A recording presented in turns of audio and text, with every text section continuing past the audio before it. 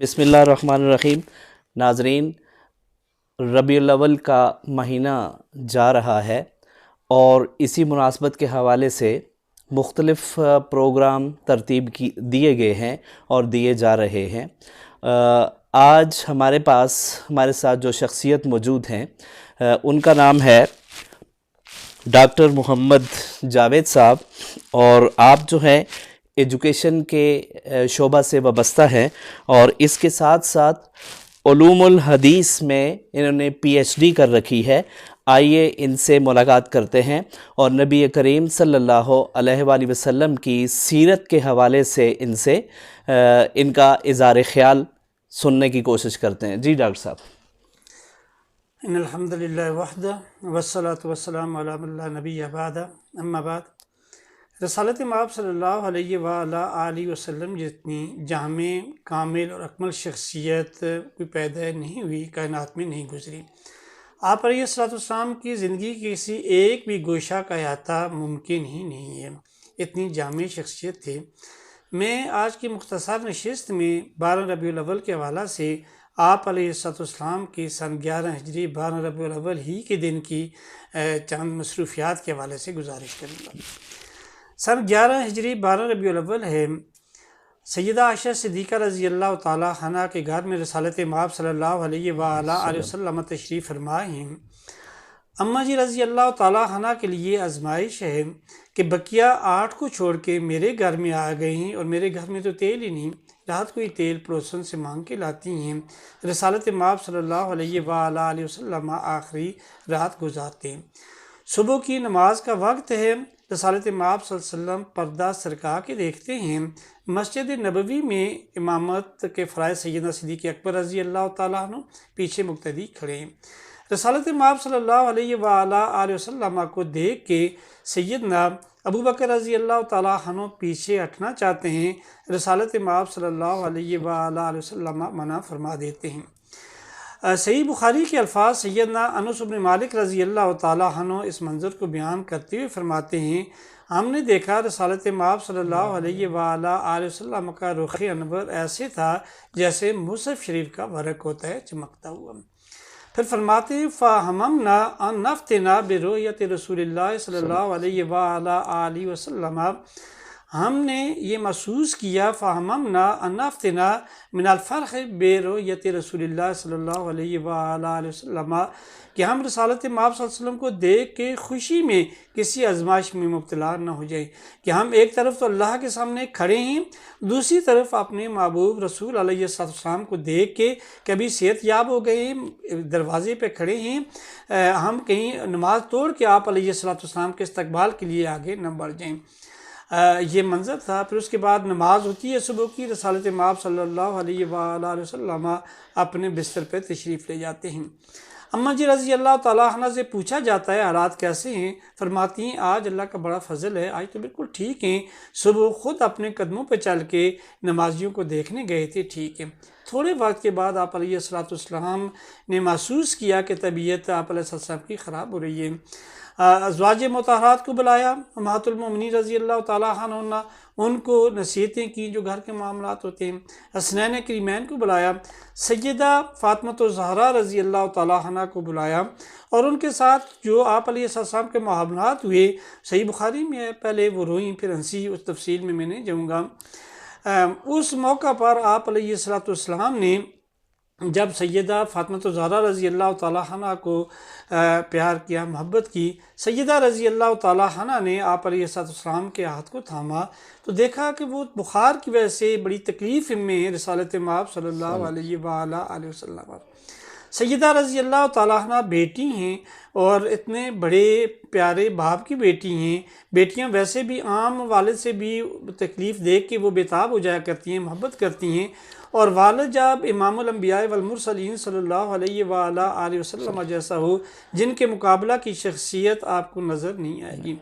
جبریل امین نے کہا تھا، المعجم الاوسط میں امام طبرانی رحمہ اللہ نے اس روایت کو نقل کیا، اگرچہ اس پہ کلام ہے موسیٰ بن عبیدہ کی وجہ سے، اس کے الفاظ ہیں جبریل امین علیہ السلام کے، قلبت المشارق الارض و مغاربها فلم رأى رجلا افضل من محمد صلی اللہ علیہ وآلہ وسلم، کہ میں مشرق میں گیا، مغرب میں گیا، میں نے تو ان جیسا کوئی بھی نہیں دیکھا۔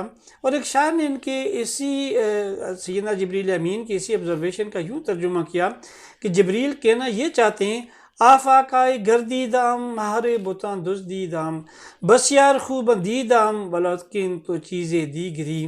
مشرق میں گیا، مغرب میں گیا، بڑے بڑے حسین دیکھے، ولیکن تو چیزیں دیگری۔ آپ علیہ السلام جیسا کوئی کائنات میں آیا ہوتا تو میں دیکھتا نا۔ ایسی عظیم باپ کو دیکھ کے سیدہ فاطمہ زہرا رضی اللہ تعالیٰ عنہا تڑپ اٹھتی ہیں، وَأَكَرْبَ أَبَتَاهُ، اے میرے باپ کا درد، میرے باپ کی تکلیف۔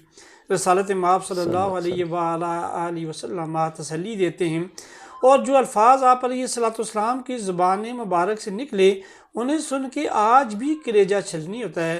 فرمایا لیس علی ابیک کرب بعد الیوم، بیٹا یہ آپ کے باپ پر آخری تو تکلیف ہے نا، بس آئندہ نہ کبھی بخار ہوگا، نہ تکلیف ہوگی، نہ کوئی دکھ ہوگا۔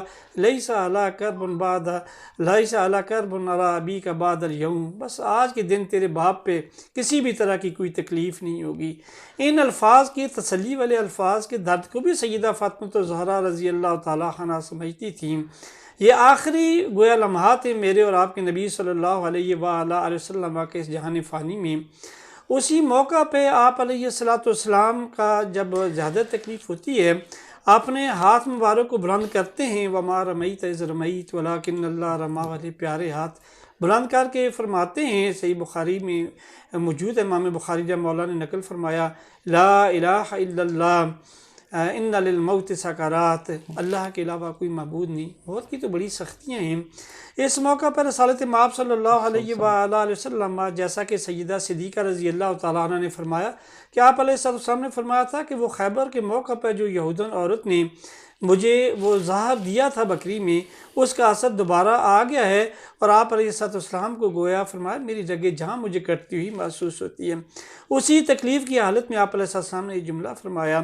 پھر اس کے بعد آپ علیہ السلام اپنے ہاتھ کو بلند رکھتے ہوئے ہی فرماتے ہیں، صحیح بخاری کے الفاظ ہیں، اللہم بالرفیق الاعلیٰ، بس یہ آخری جملہ زبان سے نکلا، بخاری کے الفاظ فَقُبِضَ، آپ علیہ السلام کی روح مبارک قبض ہوگی، فَمَالَتْ يَدُهُ، آپ علیہ السلام کا ہاتھ مبارک نیچے ڈھلک جاتا ہے، ہاتھ گر جاتا ہے۔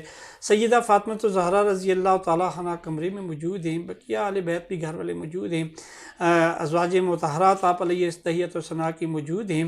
اس موقع پہ سیدہ فاطمہ زہرا رضی اللہ تعالیٰ عنہ کے بڑے ہی درد بھرے الفاظ ہیں جو امام بخاری رحمہ اللہ نے نقل فرمائے ہیں، یا ابتاہ، میرے باپ، میرے والد، من جنت الفردوس مأواہ، جنت الفردوس آپ علیہ السلام کا مقام ہے، اجاب ربًا دعاہ، آپ نے تو اپنے رب کی دعا کو قبول کر لیا، اجاب ربًا دعاہ، اپنے رب کی دعوت کو، پکار کو قبول کر لیا، الا جبریل نہا ہو، کوئی جا کے جبریل امین کو بھی تو اطلاع دے دینا کہ جبریل جن کے لیے آپ کل مکہ میں آیا کرتے تھے، سحر میں گئے تھے، ہرا میں گئے تھے، بدر و حنین میں آپ موجود تھے، جہاں جہاں بھی رسالت مآب صلی اللہ علیہ وآلہ وسلم گئے آپ وہاں پہ آیا کرتے تھے، دن رات آپ مدینہ کے چکر لگایا کرتے تھے۔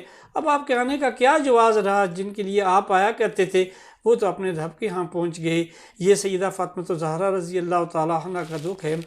اس کے بعد کفن دفن کے معاملات ہوتے ہیں۔ جب کفن دفن کے معاملات کر کے سیدنا انس بن مالک رضی اللہ تعالیٰ عنہ 10 سال کی عمر میں رسالت مآب صلی اللہ علیہ وآلہ وسلم کی خدمت میں آئے تھے، آج 20 سال کے کڑیل جوان ہیں، بڑے فصیح و بلیغ ہیں، لمبی عمر پائی ہے۔ رسالت مآب صلی اللہ علیہ وآلہ وسلم کی تربیت میں 10 سال تک بولنا سیکھا، خطبہ سیکھا، بڑے افصح تھے، لیکن سیدہ فاطمہ زہرا رضی اللہ تعالیٰ عنہ کا ایک سوال بس اس کے سامنے گردن جھکا دیتے ہیں، جواب نہیں بن پاتا۔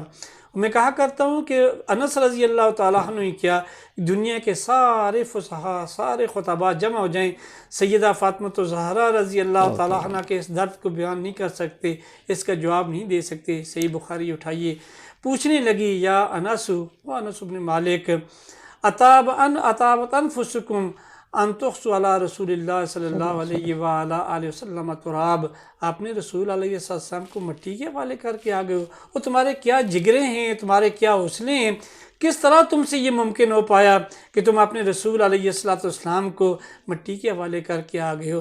انس رضی اللہ تعالیٰ عنہ سے کوئی جواب نہیں بن پا رہا، بس گردن جھکائے کھڑے ہیں، گردن جھکائے سیدہ فاطمہ زہرا رضی اللہ تعالیٰ عنہ کے سامنے، گویا اس میں قصور کوئی ان کا ہو۔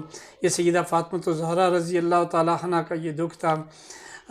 ابن الناس نے سید الناس نے یون العصر میں لکھا، ایک اس موقع پہ سیدہ فاطمہ زہرا رضی اللہ تعالیٰ عنہ کے دکھ بھرے اشعار ہیں، ماتی ہیں ماذا احلا من شم تربت احمدہ اللہ یشم مد زمان غوالیہ۔